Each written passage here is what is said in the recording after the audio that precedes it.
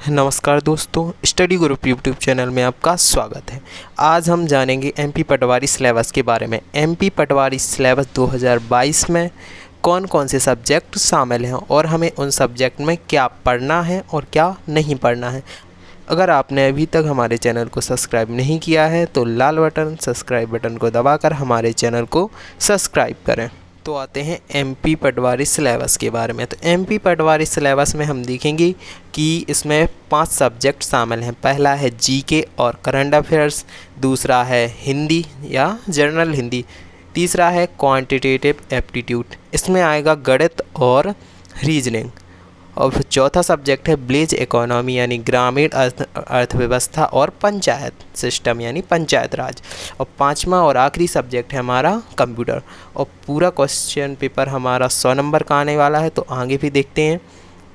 पहला पॉइंट पढ़ते हैं। परीक्षा में 100 अंक का प्रश्न पत्र होगा, यानी कि हमारा एग्ज़ाम पेपर है जो 100 नंबर का आएगा। परीक्षा की अवधि 1.5 घंटे की रहेगी, यानी पूरा पेपर हमें 1.5 घंटे में या 90 मिनट में सॉल्व करना होगा। प्रत्येक प्रश्न के लिए 1 अंक निर्धारित, यानी कि 100 क्वेश्चन आएंगे और 100 ही नंबर का पेपर होगा। प्रत्येक क्वेश्चन के लिए 1 मार्क्स होगा। गलत उत्तर का ऋणात्मक अंक नहीं काटा जाएगा, यानी कि यहाँ पर जो सबसे ज़्यादा कन्फ्यूज़न वाली बात है कि नेगेटिव मार्किंग होगी या नहीं, तो उसका आंसर है कि यहाँ पे कोई भी नेगेटिव मार्किंग नहीं है।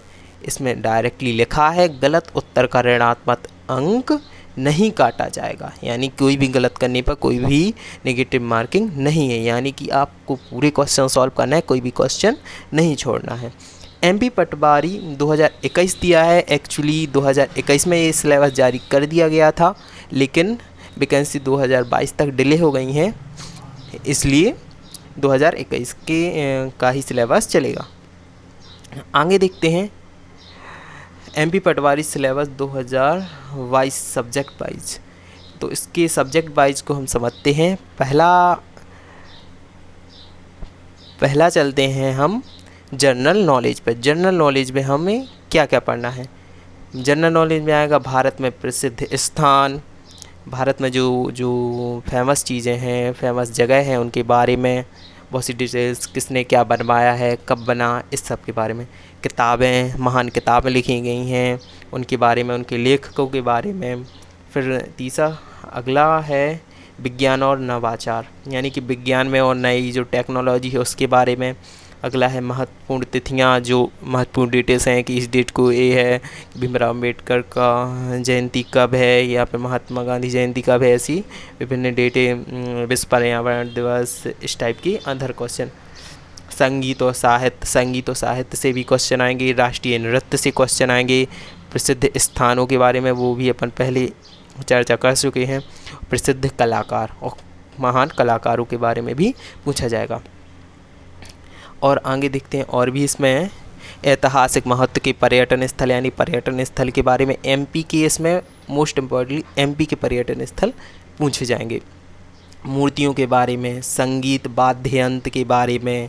भारत का भूगोल पूछा जाएगा, पूरे भारत का इसमें भूगोल पूछा जाएगा। भारत में आर्थिक जो मुद्दे चल रहे हैं उसके बारे में पूछा जाएगा। राष्ट्रीय समाचार के बारे में पूछा जाएगा। अंतर्राष्ट्रीय मुद्दे, जो भी यूक्रेन युद्ध के संबंध में भारत से भी जो रिलेशन रहे हैं उसके बारे में ज़रूर कोई ना कोई क्वेश्चन आएगा, जो हमारे करंट अफेयर से भी रिलेट करेगा।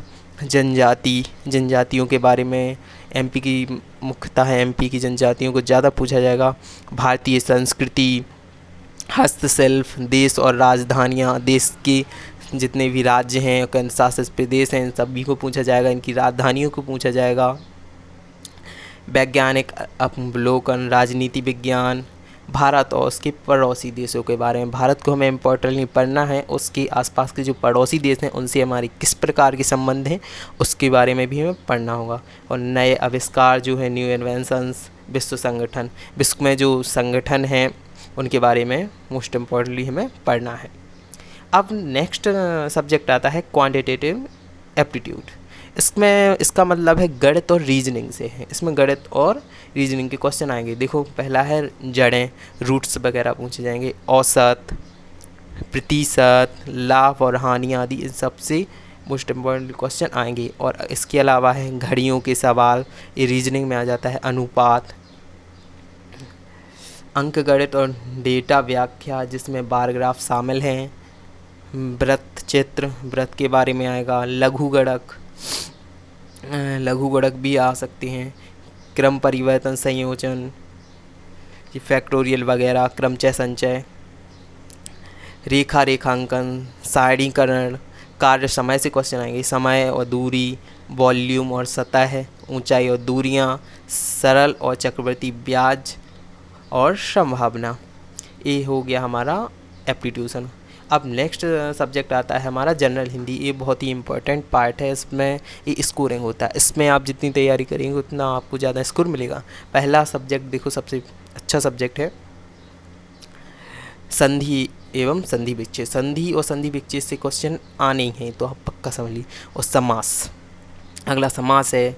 उपसर्ग, उपसर्ग तो आपने अच्छे से पढ़ा ही होगा पहले ही।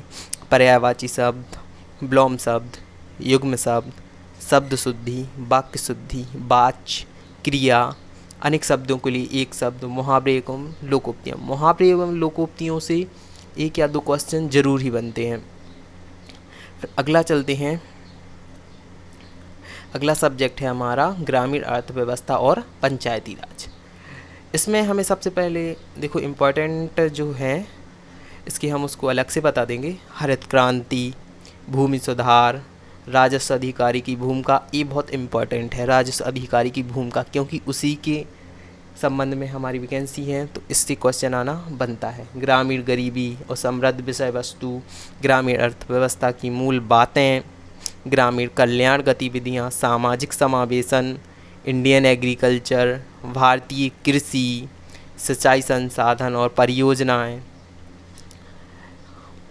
इस प्रकार से देखो, और सरकारी योजनाएं, यानी कि गांव के लिए जितनी भी सरकारी योजनाएं चल रही हैं उनके बारे में, जैसे बीमा, ग्राम सड़क योजना, फसल योजना, बेरोजगारी और मनरेगा के बारे में भी क्वेश्चन आ सकते हैं। मनरेगा को आप ज़रूर इम्पोर्टेंटली अच्छे से पढ़ना।